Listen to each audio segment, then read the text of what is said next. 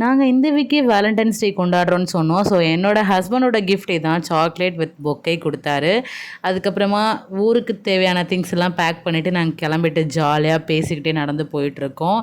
அப்படியே சாப்பிட்டுட்டு பஸ் ஏறிடலாம் அப்படின்ற பிளானில் தான் நடந்து போயிட்டே இருந்தோம். அப்புறம் போய் சாப்பிட்டுட்டு பஸ்ஸுக்காக வெயிட் பண்ணிகிட்டு இருந்தோம்.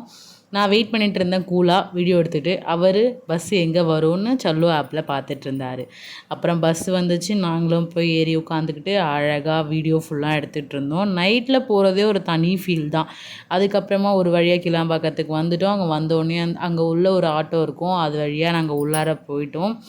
எங்களுக்கு நைட் ட்ராவல் தான் மோஸ்ட்லி. நாங்கள் ஊருக்கு வரும்போதெல்லாம் நைட் ட்ராவல் பண்ணிட்டு தான் வருவோம். எங்களுக்கு அதுதான் செம்ம ஹாப்பியாகவே இருக்கும். ஸோ பஸ்ஸுக்காக வெயிட் பண்ணி பஸ் வந்தோடனே ஏறி நாங்கள் அழகாக போயிட்டே இருந்தோம்.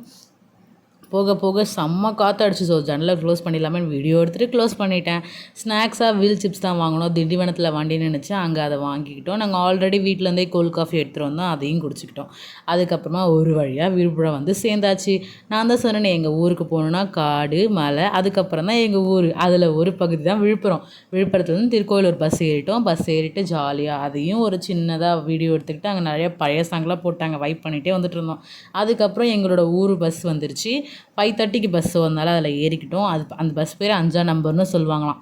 இவர் ஏறினோடனே தூங்கிட்டார். நான் வீடியோ எடுத்துக்கிட்டே இருந்தேன். அதுக்கப்புறமா எங்கள் ஊருக்கு உள்ளார பஸ் என்ட்ரி ஆச்சு. ஸோ சூப்பராகவே இருந்துச்சு. ரொம்ப நாளுக்கு ஆச்சு ஊருக்கு வந்தே.